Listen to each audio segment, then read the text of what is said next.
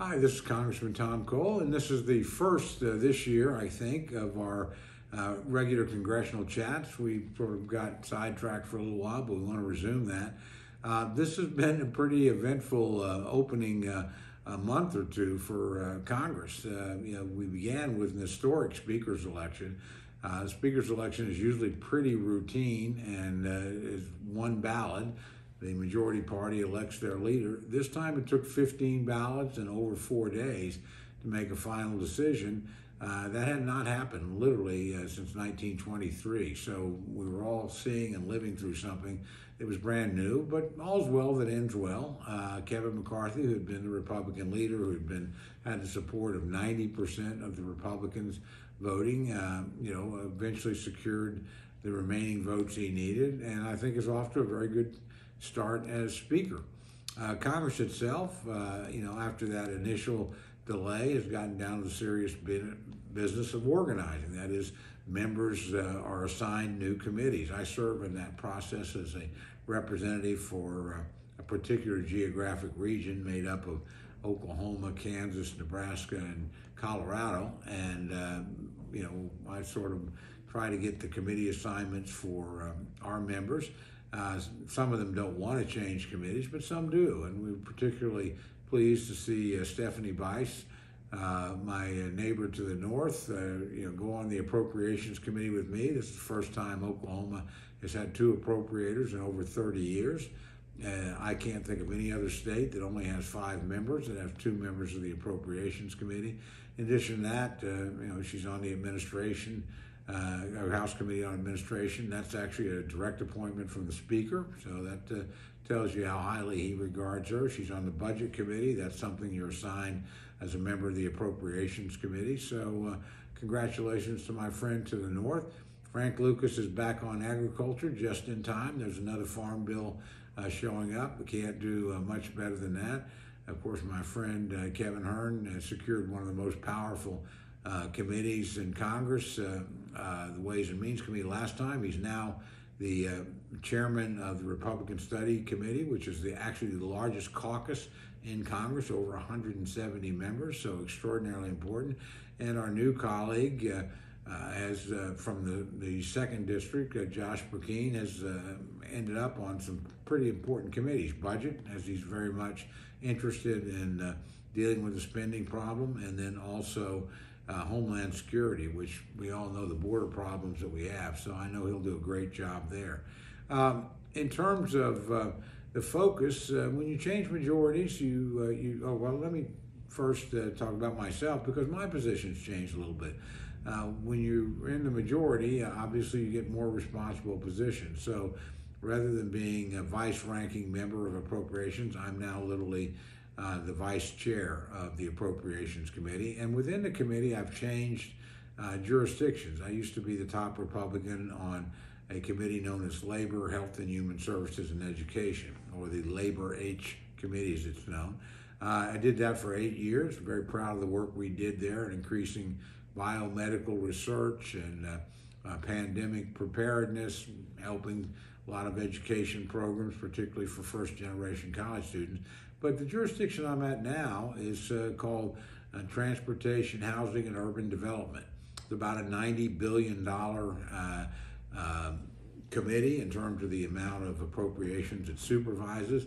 It's also a committee where you can do a great deal in the area of transportation that can be very valuable to Oklahoma, also a great deal in the area of housing. We have principal funding responsibility for things like the Federal Aeronautical Center at the Mike Monroney Center, as it's called, in Oklahoma City, which is the largest concentration of Department of Transportation employees west of Washington, D.C. So there'll be some obvious areas. I remain a member of the Defense Subcommittee on Appropriation, pretty senior member. Puts me in a very good position to help Tinker Air Force Base and Fort Sill Army Post, as well as the American military in general. So again, wide range of responsibilities there. But I'm also chairman of the Rules Committee. And the Rules Committee is known in Congress as the Speaker's Committee. The Speaker appoints a supermajority, 9 of the 13 members. And the Rules Committee literally Every piece of legislation that's important and controversial before it goes to the floor has to go through the Rules Committee. The Rules Committee decides what amendments are made in order, the time for debate, the points of order that are relevant, those sorts of things. And usually by setting the battlefield for the majority party then wins the debate and the legislation moves on. So you're in a very consequential position in terms of shaping legislation and looking after the interests of Oklahoma. And I intend to do that very, very aggressively.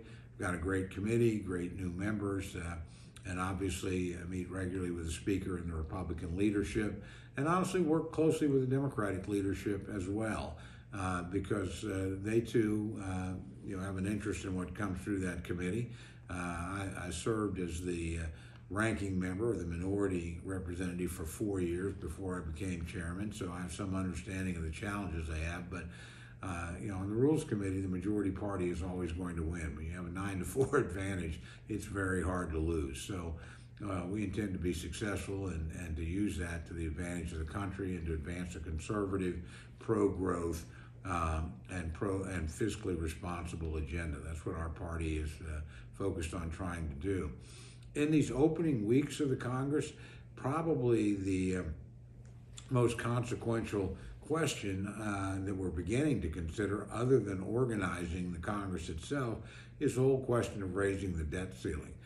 Debt ceiling is literally the amount of money that the United States is allowed to borrow. And whenever you approach that limit, generally we just raise it. But we want to change spending as well. Nobody wants to risk the full faith and credit of the United States, and Republicans have made it very clear that they intend to eventually raise it. But working with Democrats, and this would be a negotiated process, we need to change our spending pattern. There has been an explosion of spending in the last 2 years under the Biden administration. Now, the mere fact that the Republicans are now in the majority means there'll be less spending. There'll be no more $1.9 trillion American Rescue Plans, no more $750 billion misnamed Inflation Reduction Act. We'll be reining in domestic spending quite a bit more strictly than our Democratic colleagues did. So you're going to see, I think, probably the Biden administration spend less in the next 2 years than it has in the last 2 years. In addition to that, though, we'd like to go further and see if there are other areas that we can, over time, change the spending trajectory and move back to balance.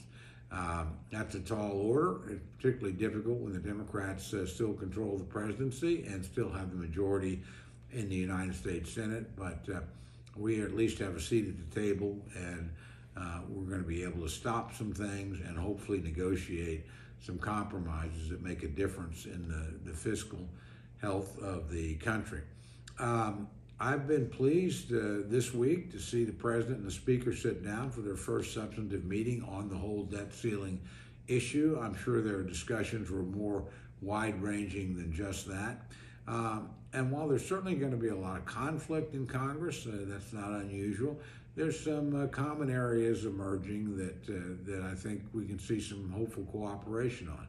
One of the things Republicans did under Speaker McCarthy's leadership was establish something called the Select Committee on China. But we know China is now our principal rival and competitor around the world. We know that they've been stealing our intellectual property.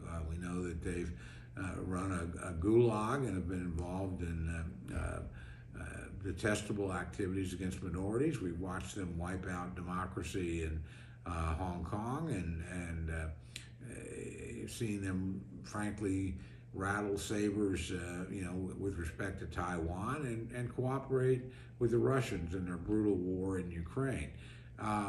So Congress has decided it needs to look at the nature of our relationship with China and discuss the policies that will strengthen the United States, keep us independent of China in terms of our own economic health, and try and push the types of policies that will, in partnership with our friends and allies around the world, deter Chinese aggression. When we put that idea in front of our Democratic friends, they embraced it. We disagree on a lot of things. We don't disagree on the threat that China poses to America and to democratic values and traditions and to human rights all over the globe. So I was very, very pleased to see the two parties cooperate in this endeavor. The Democrats and the Republicans are both appointing what I would consider very serious members to this committee, the kind of people that command respect on both sides of the aisle and bring special expertise to the committee, be it military, be it economic, be it intelligence, be it experience in the areas of foreign affairs and diplomacy. This is going to be really a consequential and important committee. And again, I'm very proud the two sides are working together to do that. In the weeks ahead, I'll be very heavily involved in the appropriations process and then very intricately involved in the legislative process. Again, most of the bills you read about will have to come in front of the committee that I'm privileged to chair. And so we will have something to say about those bills and try and do things that will change them for the better and hopefully facilitate their passage. But I expect a very active year. I'm very proud to be part of this delegation. I think it is very well positioned in the House to do great things for the country and for Oklahoma. And I couldn't ask for a better set of colleagues to work with. So I look forward to chatting with you again next week. Again, I think things are off to a promising start. We'll see if we can keep things moving that way going forward. Take care and God bless.